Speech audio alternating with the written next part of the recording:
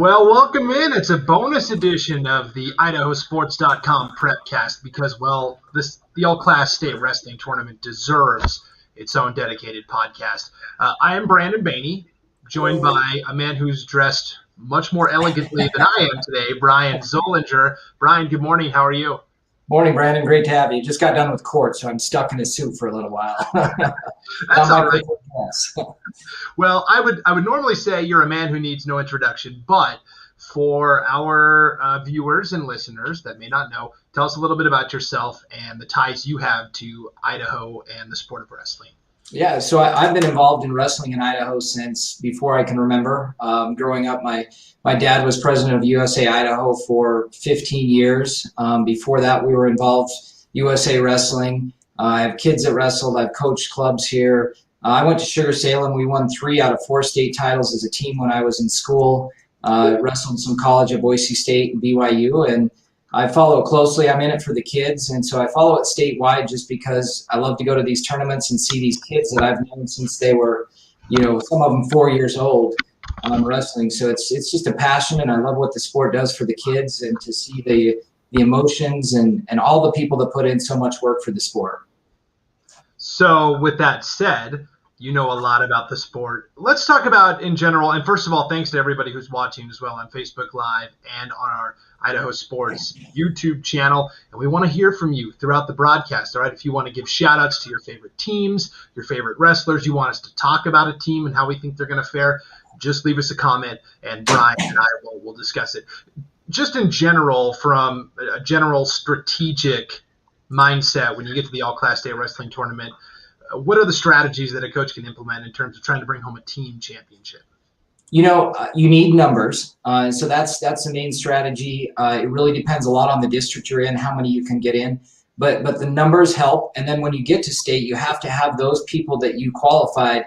I think, if I remember right, Meridian has the most this year, and they've got an amazing number of 29 athletes that will be competing at the state tournament. So that's the first part of the strategy. And the second part of that, or an alternate strategy, is just to have 15 hammers on your team that are all going to score points and get as many of those hammers as you can to the state tournament. You win 3-4 titles, or you see the finals lineup when you have 5 or 6 kids from a school in the finals match. That's a lot of points as well. So there's a couple competing strategies, numbers, and just having the best athletes in as many weight classes as possible.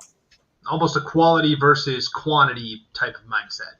It is, and usually the combination wins. I mean, there are some schools that have a lot of kids in the tournament that aren't likely to win it just because a few schools with a few less athletes have just some great athletes that we know are going to be in the finals and put up a lot of points.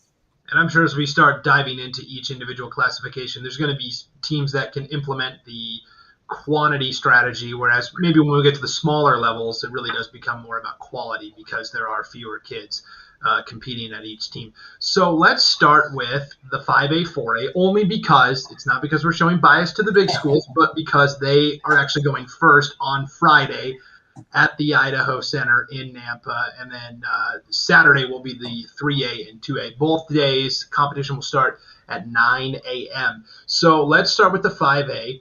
And we've got the latest coaches poll, the last coaches poll that was released for the 5A ranks. Take a look at it and tell me what you think in terms of teams that could contend. Meridian at the top, I mean, they dominated their district meet. 29 wrestlers competing at state for Meridian. Yeah, I mean, that's an amazing number. That's by far the most in the tournament. Meridian has a great team. They've got freshmen competing. They're going to have multiple athletes in the state finals. If I had to guess, they're the clear favorite in this. It'll be interesting. I think that's the first state title at 5A Meridians will have competed for in probably 20 years. And then, Post Falls has been dominant for several years. Kuna won it last year at 4A. I'm not going to count Kuna out. They just have some great athletes, great coaching staff. So it's going to be a fun race to watch. And then Coeur d'Alene's got, maybe the best wrestler in the state, possibly, with Drew Roberts, who was injured for a lot of the season. And so, that's going to be a fun race to watch. Highland has traditionally been a powerhouse. They're taking a good number of kids. I think they're taking 19, if I remember right. But so it's going to be a battle there. But I think Meridian is the clear favorite, just with 29 athletes. Plus, they've got some of the hammers that are going to be in the state title. There's no doubt about it. Yeah. Okay. So you mentioned Meridian. They haven't won state since 1987. I wasn't even alive in 1987. That's how long ago that was. A big indicator usually of how a team's going to do is the Raleigh Lane Invite. That's one of the biggest meets of the year, and Meridian won that competition this year. And it was probably more impressive that they won the Raleigh Lane despite not having any individual champs. They didn't have a single first place finisher, and they still found a way to win. Yeah, and there's that strategy you're talking, just the depth of that team. I mean, they've got kids that wrestle JV. Obviously, with 29, they've almost brought a full varsity and JV squad. I mean, they're literally one athlete away from having all 30 possible contestants. I don't know that I've seen a team with 29 before. It is remarkable, and I think you're right. Raleigh Lane is usually a good indicator. There's 2 or 3 tournaments that are indicators, and that's probably the most. So yeah, it would be hard to bet against Meridian. We've got Jacob Eck watching on Facebook Live talking about Coeur d'Alene, and you mentioned Drew Roberts, who's a great wrestler. He notes also they have Rylan Rogers also ranked top 3 in the entire country, which is pretty impressive. That's going to be a fun bracket to watch. That 195-pound at 5A. I mean, you got Javon Howe from Idaho Falls, who likely should have been the number 1 seed. He's unbeaten. Then you got the Rocky Mountain kid, who is seeded 1, and Rylan is seeded number 3 just because, he's been back wrestling with Blair Academy in Pennsylvania, which is probably the premier program in the entire country. So there's going to be some fireworks there. You cannot forget him. I think his record is only 7-0 because he's only been here part-time, came back, I believe it was due to COVID and Blair Academy not wrestling. But that's going to be something to watch. Again, you got to put your money on Rylan just because of that national ranking. But, Howe could give him a run, and they'll probably match up in the semis, which will be interesting. But Jacob Falls wrestling close, and it'll be a fun one to watch too. And of course, with Coeur d'Alene, it was a pretty hotly contested district competition with Post Falls. Post Falls has won, if they were winning this year, they would have won 6 of the last 7 5A titles. It's interesting to look at the dynasties that have kind of solidified themselves at each classification. For Post Falls to place first again, I mean, what do the Trojans have to do at state? They simply just have to have all their athletes come through. I mean, they're taking 20, so you cannot count them out. And like you said, it is a dynasty up there. They put some great wrestlers out there, got a lot of number 1 seeds, and even some matchups there, some key matchups. It could come down to head-to-heads, at least with Post Falls and Coeur d'Alene. 145, you got Reardon and Randall's. That's just been a battle. I think they're 1-1 with each other on the season. So that's going to be a fun one. So that could come down to there. But again, just the numbers of Meridian. And like you said, the depth, if you can get all 29 of those kids to win a match or a couple matches, that is so many points in those first round that it's hard to make up. And then you have to assume, Meridian's got, Mara, the great freshman move in from California, could be, working on a 4-time because he's a freshman. I think he's seeded 2nd, but that Meridian's got the kids that are going to be in the finals too, so it's going to be hard to overcome that. But Post Falls has definitely built a dynasty. The coaching staff there has just done a great job reloading year after year. So you could be seeing a shifting of the guard here, and dynasties come and go, and new dynasties are formed, and maybe that's what we're seeing with Meridian. It's too early to tell, but it'll be interesting to watch. Yeah, it'll be a fantastic matchup. We've got a shout out here in the comments from Zach Sly Ruiz. Wants to give a shout out to Ruben Thill. State runner-up, Raleigh Lane invite champ as well. So, I mean, I love this. This is what it's about. It's about the fans of wrestling that want to give a shout-out to their favorite team or their favorite competitors. So, let's talk about – and then Gary Jones as well. New Plymouth. They're very, very excited about their chances, and we'll talk about them as we progress here. But Gary Jones says, "Go Pilgrims, bring home our first state title in wrestling." Okay, so the 5A competition, we think Meridian going in just by sheer numbers, 29 competitors. That's pretty impressive. Let's talk about 4A, where there's been kind of a void. CUNA was a 2-time defending 4A champ. They've now moved up to the 5A level. So who emerges from this 4A fray? I think it's actually going to be pretty close. There's a handful of teams that could be in contention. Yeah, absolutely. I mean, from the Twin Falls area, you've got Jerome bringing, I think, 22 kids. Or 20, and Minico bringing 22. It is wide open. I'm not sure how I would even, I didn't see the most recent rankings that IdahoSports.com had.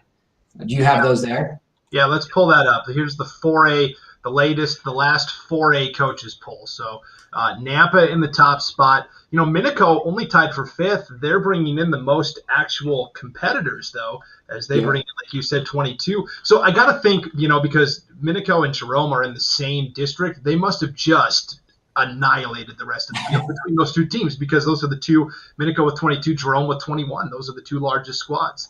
Yeah, I think, they did. Obviously they took the bulk of them. I was surprised Burley didn't bring more out of there with only 2 kids. Burley had some solid wrestlers. So Jerome and Minico really just walked through that. And that, 20 and 22 kids, that's going to be a battle there. Nampa obviously has placed higher in tournaments. Nampa's bringing in 15. That district there, I think, was the depth, I think, was a little tougher in some of those brackets. So it was hard for Nampa to bring as many kids through.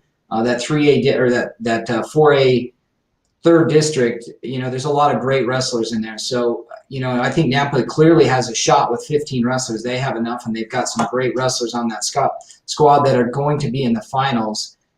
You've got Navarro at 98 pounds. It should be in the finals. You've got Exford at 106. Freshman and sophomore there too. So they're going to have a strong team. Their lightweights are just stacked. You go down the roster, 113 for Nampa. They got, Simon Luna could or should be in the finals. Peyton Munson could be in the finals. So all the way through 20, they could literally have 5 kids in the finals in those early weights. And in their upper weights, they've got a few kids there too that qualify. But it's really the lightweights. So they're going to have a good idea early in the tournament how Nampa's going to be doing. I think with the numbers 15 compared to Jerome's, they're going to have to pull a lot of kids through the finals there, but they have the horses to do it if they want. Okay, so tied for 5th in that coaches poll was Blackfoot. Here's a comment from Michael Monroe on Facebook. He says, what about Blackfoot? They dominated their district. What do you think about the Broncos' chances? The Broncos, I think they have a shot. They're taking 19 kids. Again, I went to that district tournament over here, and I think what they have just a lot of solid kids. So again, early in those early rounds, their goal, talking to their coaches, is going to get a win from all of those kids. And I know they've defined that with the team, that everybody has to contribute for them to win. They've got Mager at 35, another freshman that could be competing for a title as a freshman. So, you got a 4-time watch going on there. He should make the finals. And then what they have, you look through their team and their records. Abercrombie, just a handful of kids. They're 45 pound. They took 2 kids.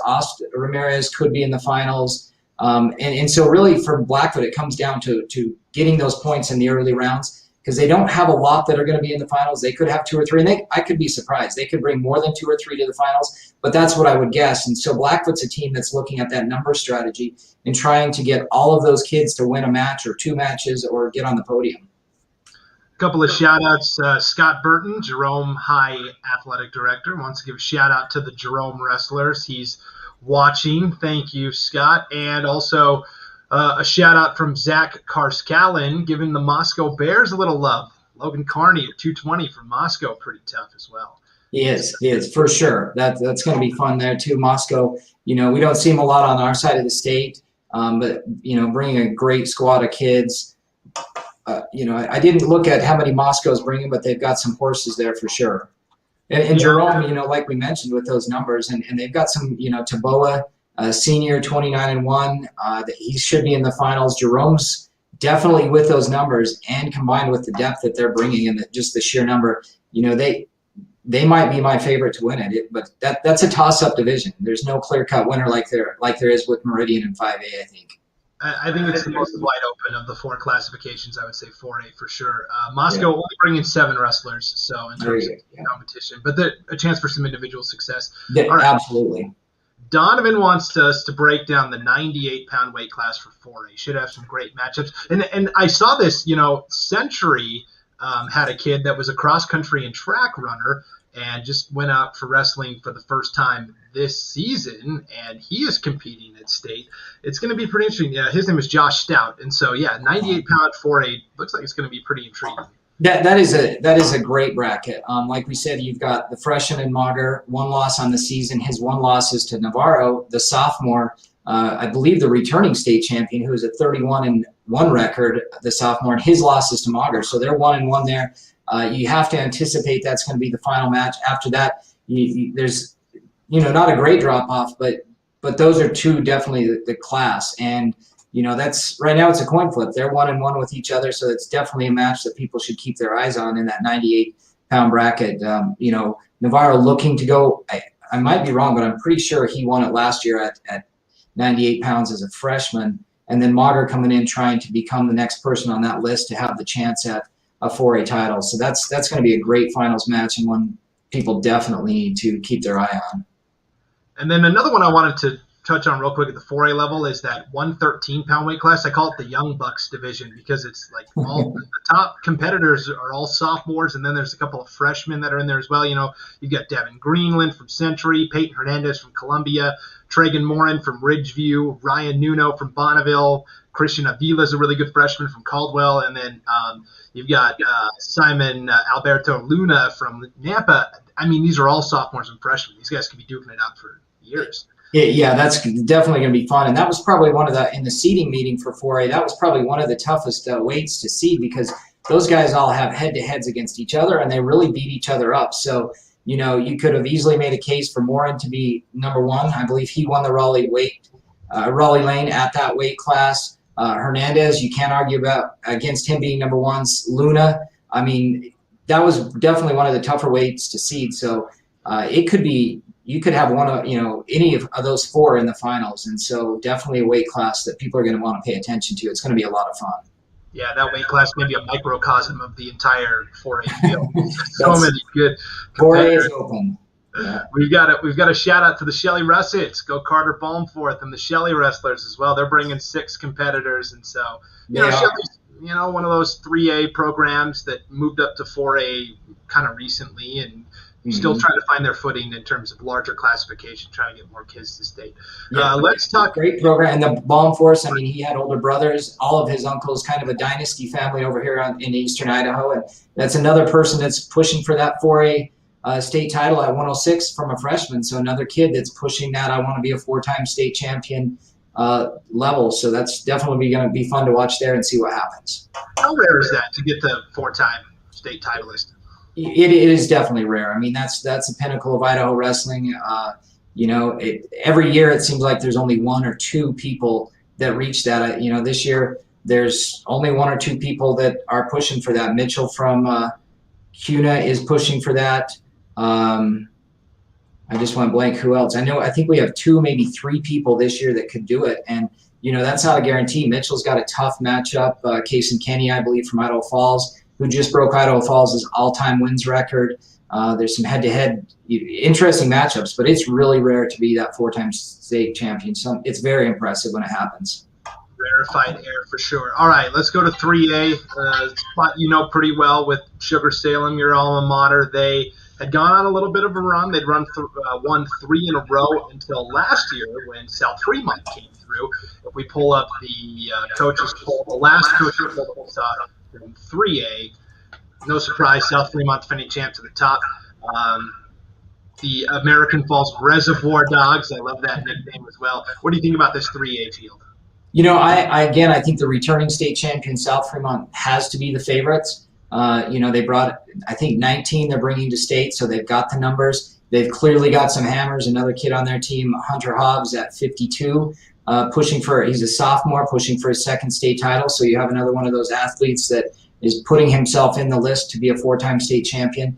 South Fremont, the Edens kid at 70, they've got some kids that should be in the finals. So it's one of those squads that are bringing the numbers and they're bringing the depth, the quality athletes that are going to be in the finals. So I have to say they're probably the favorite. They should win that, but American Falls has a lot of kids. Didn't bring as many. You had Snake River and American Falls beating each other up. Buell is a team that is clearly on the rise. The coaching staff there has just done a great job. They had some amazing freshmen coming in this year with 20 wrestlers. I can't count Buell out. The edge I would give to South Fremont is a lot of their horses are upperclassmen, returning state champions like Hobbs, whereas Buell's bringing the freshmen. And if these freshmen show up, they're freshman, sophomore, they could give South Fremont a run for their money for sure. Snake River definitely in the mix. They're bringing a handful of kids. American Falls is bringing the quality wrestlers. They should those lightweights with Burton, Williams at 106. American Falls, Evans at 113. Again, those lightweights for American Falls could give them a run. Sugar Salem this year, they've had a dynasty in the past. Three of the last four, I believe, or something. But their numbers hurt a little at state. They're bringing, I believe, 15 through. They've got a few kids that'll be in the finals there too. So that's, it's not as wide open as 4A, but there's definitely some competition to get to that top spot in the 3A bracket. Yeah, Bobby Miranda goes south. For me, that's South Fremont.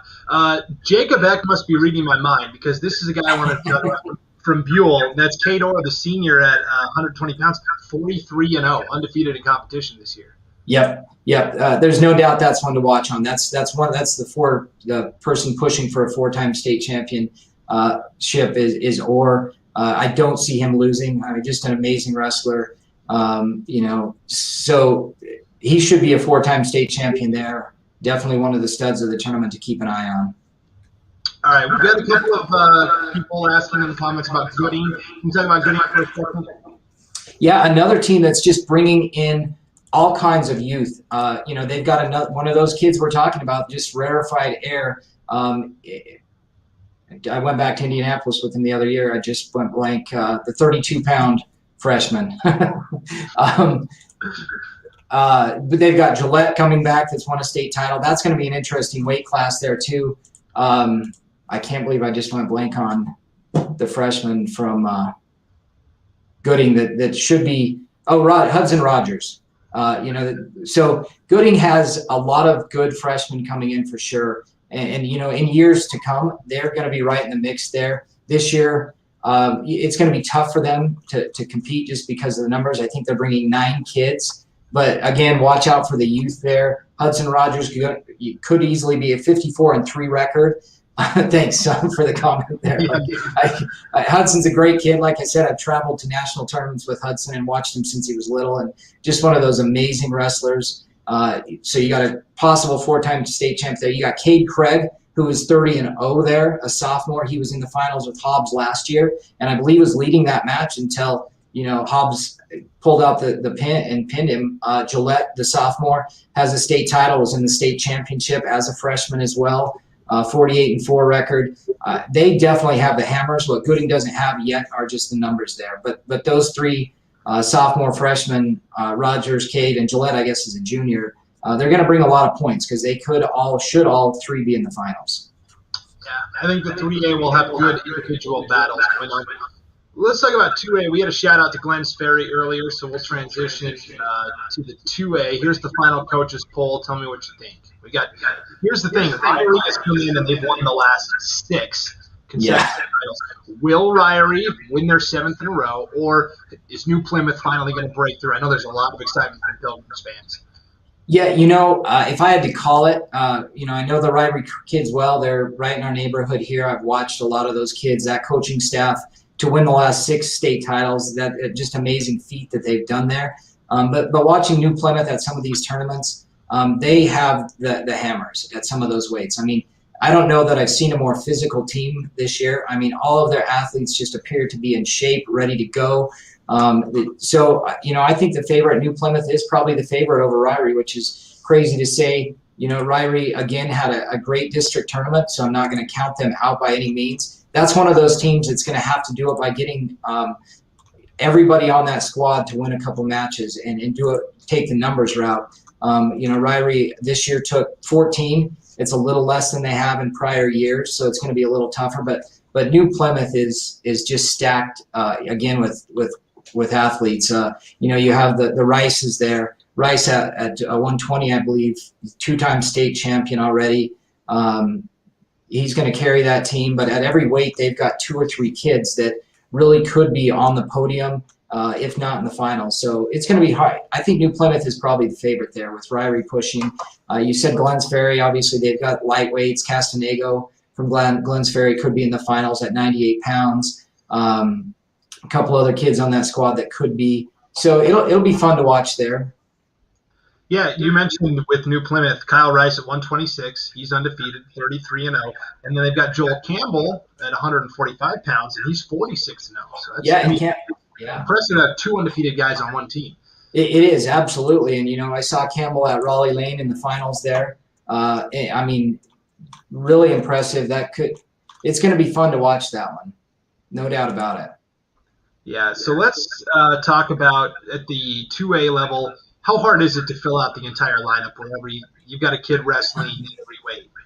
The funny thing about it, at least in Eastern Idaho, and I think it's pretty common, the 2A teams are some of the larger teams we have in the state. I mean, Ryrie's wrestling room, they have 50 kids in there. North Fremont traditionally on this side of the state has. Malad has a good program. New Plymouth is building, up. They haven't won it the last few years, but I mean, they're building a New Plymouth. And I think that sometimes in our area of the state, it's easier for these smaller schools to get the numbers out. The coaches just do an amazing job recruiting. It becomes a culture. And so surprisingly, they fill out those rosters in a lot of the schools pretty quickly and have, at least on our side of the state, some of the larger programs in the state.